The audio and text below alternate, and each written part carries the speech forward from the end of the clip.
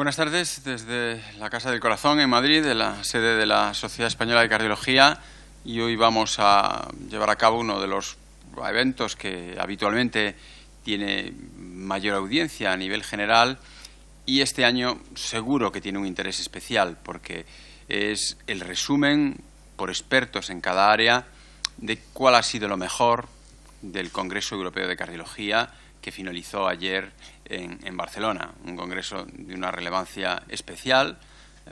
Yo creo que este año el Congreso de Cardiología será recordado por muchas cosas, pero sí por auténticos avances que pueden tener y van a tener una repercusión relativamente próxima en la práctica clínica de nuestros pacientes, un poco también en la línea que la Sociedad Española de Cardiología defiende de la incorporación de la innovación, que aporta valor y que aporta calidad, sobre todo a lo fundamental de nuestra profesión, que es la atención a nuestros pacientes. Como os decía, bueno, vosotros podéis participar de forma activa enviando preguntas al chat, enviando a través de Twitter. También tiene acreditación esta actividad, tenéis que rellenar el formulario de acreditación y una vez también realizado el programa, quedará grabado en la página web, se puede acceder al programa. Y ya sin emplear mucho más tiempo, quisiéramos agradecer, y yo especialmente, y también la Sociedad Española de Cardiología, a Servier, por la oportunidad que nos da de llevar a cabo esta actividad, que es una actividad absolutamente independiente y una actividad fundamentalmente de la Sociedad Española de Cardiología. Me acompañan en la mesa y que serán los responsables de cada uno de los bloques: el doctor Enrique Galve Basilio, del Hospital Universitario Vall d'Hebron de Barcelona, que nos va a resumir qué ha sido lo mejor que ha habido en el Congreso Europeo sobre riesgo vascular; el doctor Esteban López de Sá, del Hospital Universitario La Paz, de aquí de Madrid, que nos va a revisar lo mejor del Congreso Europeo de Cardiología en insuficiencia cardíaca; el doctor Xavier García Moll Marimón, del Hospital de la Santa Cruz y San Pablo, de Santa Creu y San Pablo de Barcelona, que nos va a revisar cuál ha sido lo mejor en cardiopatía isquémica; y el doctor José Luis Zamorano, del Hospital Ramón y Cajal, de aquí de Madrid, que nos va a revisar cuál ha sido lo más relevante que se ha presentado en fibrilación auricular. Posteriormente habrá, bueno, yo intentaré atender a lo fundamental que se aparezca en el chat, y el tiempo, hasta consumir el tiempo del directo, pues estableceríamos un debate aquí, y un debate sobre todo con los temas que más puedan interesar. Por tanto, sin más, agradeciéndole a ellos la disponibilidad de llevar a cabo esta sesión, vamos a comenzar con la presentación del doctor Galve. Enrique, cuando quieras. Como os decía, podéis enviar vuestras preguntas, vuestros comentarios al chat y al Twitter, y a través de ahí yo lo transmitiré a cada uno de ellos y os iremos pues dando o respuestas en el chat o en directo desde aquí. Buenas tardes, gracias por las palabras de introducción al doctor González Jonatey. Vamos a revisar pues los aspectos fundamentales que este Congreso Europeo ha presentado sobre el tema de prevención en riesgo vascular. Este año el Congreso ha sido un congreso animado, ha habido muchas novedades en muchos de los campos, prevención también, y vamos a ello. Empezamos por la hipertensión arterial. La hipertensión arterial, las novedades, ya lo saben, no vienen por el camino de las pastillas, vienen por el camino de los catéteres. La denervación renal es una técnica que vino avalada inicialmente por un conjunto de estudios, los estudios siempre de la saga Simplicity, Simplicity 1, Simplicity 2, que demostraron inicialmente que la denervación era muy eficaz y hacía descender la presión arterial hasta 30 milímetros de mercurio aproximadamente, pero toda técnica nueva tiene en un momento dado un traspiés, y esto ha ocurrido hace aproximadamente unos 9 meses, cuando se anuncia el Simplicity 3, que este es un estudio que se ha hecho enteramente en Norteamérica, y es el primer estudio que ha tenido un grupo control real, lo que se llama el sham control. Los otros sí que habían sido controlados con un grupo que no había sido denervado, pero no había ciego aquí. En este caso sí que hay ciego para los pacientes, porque se les hace a todos los del grupo control un cateterismo en el cual se inyecta a las arterias renales, pero no se denerva. Bien, en este estudio las cosas no han salido bien para la denervación. No ha habido más descenso de presión arterial que en el grupo denervado que en el no denervado. Por tanto, ha habido una gran controversia y debate en relación a esto que ha ocurrido. Y el Symplicity se ha criticado mucho. Uno de los motivos de crítica es que con la técnica de denervación la FDA no la había probado, no había habido experiencia en Estados Unidos con esta técnica, de tal forma que el Symplicity 3 es un estudio, aquí tienen los resultados, donde prácticamente muchos de los operadores debutaban en la técnica. Fíjense cómo baja 14 milímetros de mercurio en el grupo denervado y prácticamente lo mismo en el grupo no denervado. Bien, aquí se ha presentado en el europeo nuevos datos sobre la técnica y hay un estudio, hay un registro, no es un estudio prospectivo, randomizado, es simplemente un registro que se está haciendo de los pacientes que se están denervando libremente. Y es un registro abierto de 5.000 pacientes, del cual se han presentado los primeros 1.000 enfermos que tenían al menos un año de seguimiento.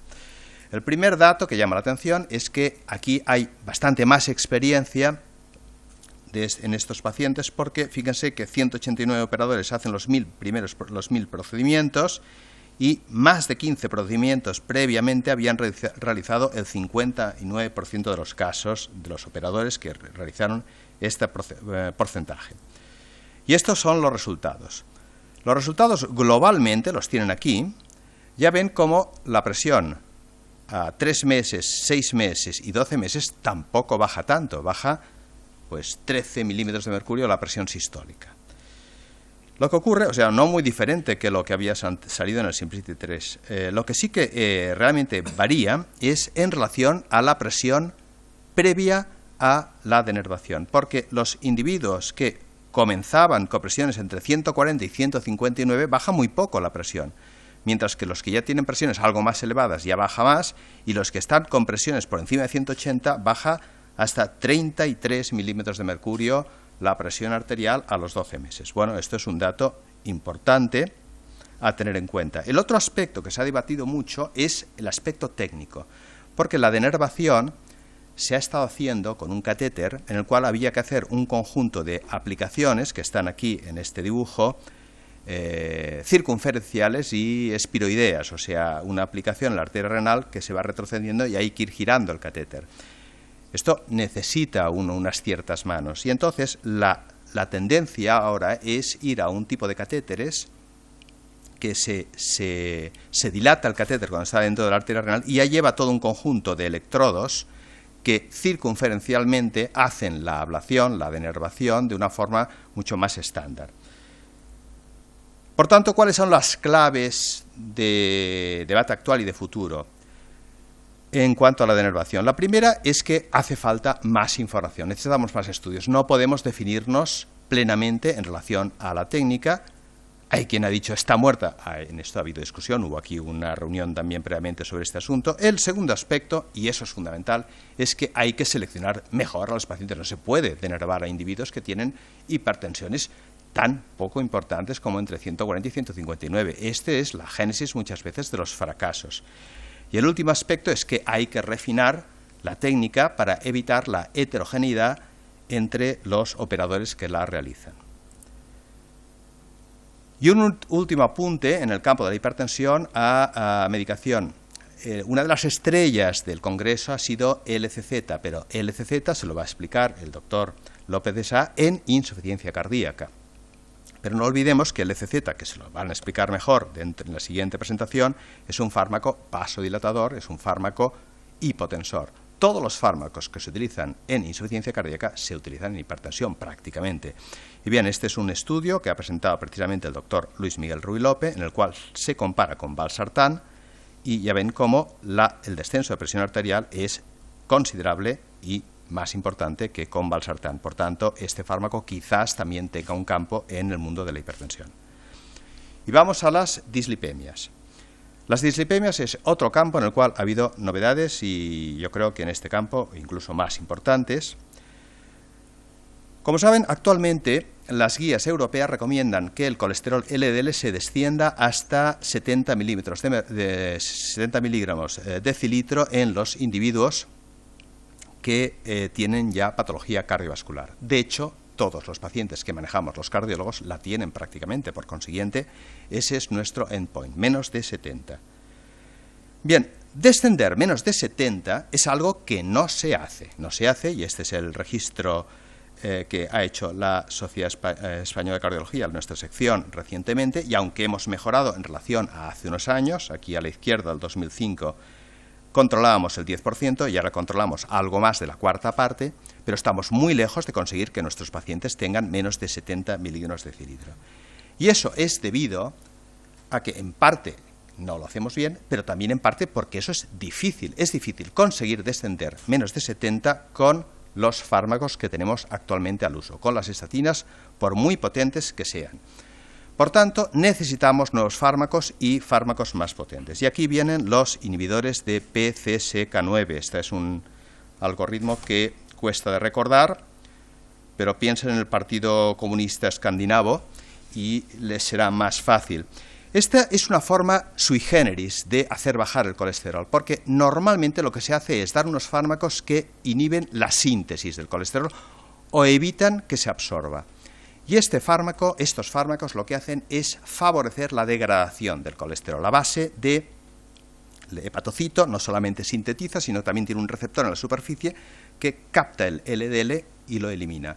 Bien, ese receptor tiene un adversario, una proteína circulante que es PCSK9. Si inhibimos esa proteína, conseguimos que el receptor, que a su vez degrada el LDL, se rehaga y haga mejor su función. Un aspecto importante, los inhibidores de PCSK9 son inyectables subcutáneos y se dan cada 15 días, es decir, una novedad importante también en cuanto a la forma de administrar. Hay todo un conjunto de PCSK9 inhibidores en marcha, pero el que va más adelantado claramente es alirocumab, es un fármaco que ha presentado tres grandes medianos importantes ya estudios en el Congreso, que todos llevan las siglas de Odyssey, y ahora los vamos a repasar. El primero, Odyssey Combo 2, ha sido versus ezetimibe. Son todos pacientes con colesteroles basales más de 70 si tienen enfermedad cardiovascular o más de 100 si no la tienen, que se randomizaron al alirocumab versus ezetimibe. Ezetimibe es un fármaco que realmente consigue descender significativamente el colesterol en estos pacientes. Ya saben que si ustedes doblan la dosis de estatina, solo baja un 6% más cada vez que doblan la dosis, pero si dan ezetimibe baja un 20%, pero fíjense que con alirocumab baja un 50% los niveles de colesterol LDL.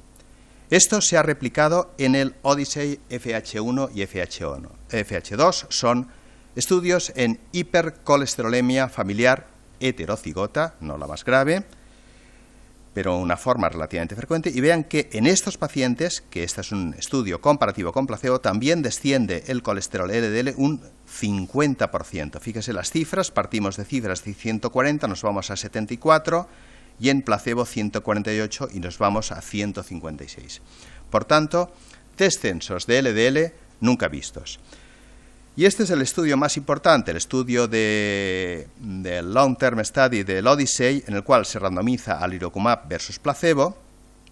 Y este estudio, que ya tiene más de 2.000 pacientes, ha mostrado también disminución de eventos. Pero cuidado, no era un estudio de eficacia, era un estudio de seguridad. Por tanto, esto es un análisis post-hoc. Ya saben que estos análisis tienen sus limitaciones, por tanto, esto aún no va a misa, pero de alguna forma ya hay unas tendencias en cuanto que esto funciona, no solamente con el subrogado de nivel, sino con el dato duro de eventos. Tendremos que esperar de todas formas hasta el año 2019, que tendremos el Odyssey Outcomes, que es el estudio más importante, un estudio con 18.000 pacientes en síndrome coronario agudo, que nos dará la respuesta definitiva de este fármaco. Y ahora vamos a la diabetes. La diabetes, no ha habido estudios importantes con antidiabéticos, con hipoglicemiantes. Fundamentalmente el estudio del cual se ha hablado más es el Advance-ONS, que es un estudio que es de continuidad de lo que había sido el Advance. El Advance fue un estudio que se publicó en Lancet en el 2007, se cogieron a diabéticos tipo 2 y se trataron con la combinación perindopril-indapamida versus placebo. El estudio resultó eficaz en cuanto a reducción de mortalidad total, mortalidad cardiovascular, eventos renales, etc. Entonces, el Advance-ON es simplemente un estudio de seguimiento al final de los 5 o 6 años del Advance. Este es el estudio Advance inicial, en el cual los pacientes ya se dejan de randomizar, o sea, simplemente un registro, en el cual además los tratamientos se igualan entre los dos brazos. Y fíjense cómo inmediatamente habíamos conseguido un descenso de presión arterial más importante durante los primeros 5 años, de 145 a 136 con el Advance tratados con perindopril-indapamida versus el placebo, y ahora en los siguientes años ya no hay más descenso y el otro grupo se equipara. Pues bien, a los 10 años del inicio, fíjense cómo la mortalidad total sigue siendo significativa y también la mortalidad cardiovascular. Hay una tendencia quizás a que no se abran más las curvas, pero ahí está el significado.